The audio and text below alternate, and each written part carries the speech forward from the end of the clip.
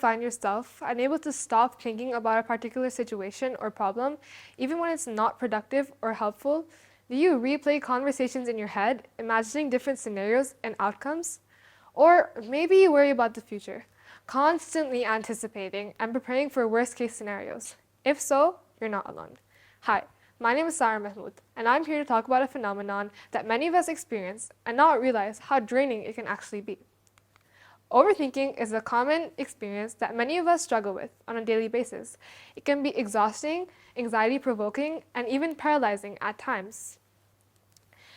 I often spend hours of my day dwelling on a certain outfit I chose to wear, an interaction I had with a friend, or even something as small as why somebody isn't responding to my message in the span of 2 minutes. These questions linger in my brain. Is their phone off? Do they still like me? Why am I like this? Am I being dramatic? Oh my gosh, I don't have any friends. I think of scenarios like these as if they'll affect the course of life as we know it. Here's a scenario. Imagine that you're walking down the street and you see someone you know in the distance. As you approach them, you begin to wonder if they remember you or if they're just being polite. You begin to overthink the situation, trying to read their facial expressions and body language for any signs of recognition. As you get closer, you're still unsure, so you decide to play it safe and give them a friendly wave. Now, you start to worry if your wave was too enthusiastic or not enthusiastic enough. You feel like they're judging you for your awkward greeting. You begin to feel self-conscious and embarrassed. Meanwhile, the person you greeted is completely oblivious to all this internal turmoil and greets you warmly, completely happy to see you. This scenario illustrates how easy it is to fall into the trap of overthinking and how it can lead to unnecessary stress and anxiety. As someone who has struggled with overthinking myself, I know firsthand the toll it can take on our mental health and well-being. Overthinking can be an endless cycle of second-guessing and analysis, leaving us feeling stuck, anxious, and overwhelmed. I can tell you it is not helpful, especially when I'm sitting in my geography exam staring at this chart, and I can't help but think, but it looks like the Burj Khalifa. And maybe it'll have something to do with the question, when obviously it doesn't, and I have once again overanalyzed the situation. Overthinking has become a task in my daily routine, and I can't even begin to tell you how long I spent overthinking the topic of this TED Talk itself, and how many times I had to change the subject, taking insights from others, imagining how they would approach a situation, listening to drawbacks, and wondering if I would ever even be able to choose a topic and present my speech today. Now, let me tell you a story about the Trojan horse in Greek mythology. As the story goes, the Greeks were unable to breach the walls of the city of Troy during the Trojan War, so they came up with a plan to trick the Trojans.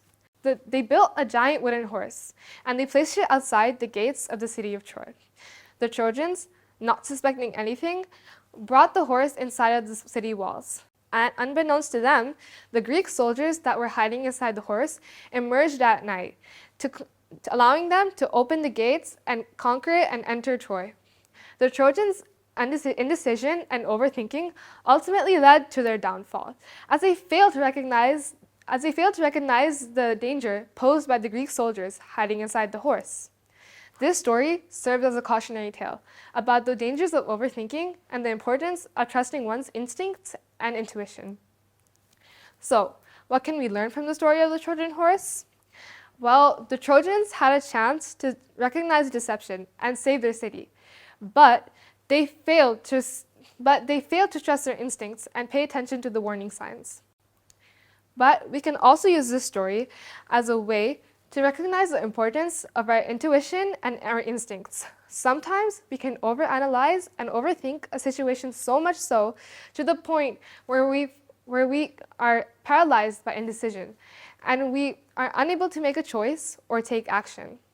We can learn from the Trojans' mistakes by paying attention to our gut feelings and trusting our instincts. Of course, it's important to use our rational minds as well, but sometimes our instincts can have valuable insights that our analytical minds might miss. So let's take a lesson from the story of the Trojan horse and learn to trust our instincts, listen to our inner voice, and not get bogged down by overthinking and indecision. How can we break free from the cycle of overthinking and live more fully in the present moment? One strategy is by practicing mindfulness. By being more aware of our thoughts and emotions, we can learn to observe them and let them pass without judgment. Another strategy is by challenging negative self-talk and practicing self-compassion. When we treat ourselves with more kindness and understanding, we can learn to let go of our perfectionism and embrace our imperfections. Ultimately, overcoming overthinking requires a combination of self-awareness, self-compassion, and willingness to take action, even when we're uncertain or afraid. By learning to manage our thoughts and emotions, we can learn to live more fully in the present moment and live a more fulfilling life for ourselves. If you don't do this, you'll be stuck thinking about how the color pink goes better with the color white rather than purple. Like that'll matter in the next 40 years. I want you to remember this line said by Taylor Swift. Whenever you're about to catch yourself overthinking, breathe in, breathe through, breathe deep, breathe out. This is a line from her song Labyrinth, where she talks about being lost in a labyrinth of her mind. In conclusion, I hope that this talk has shed some light on the experience of overthinking, has provided helpful strategies to manage it.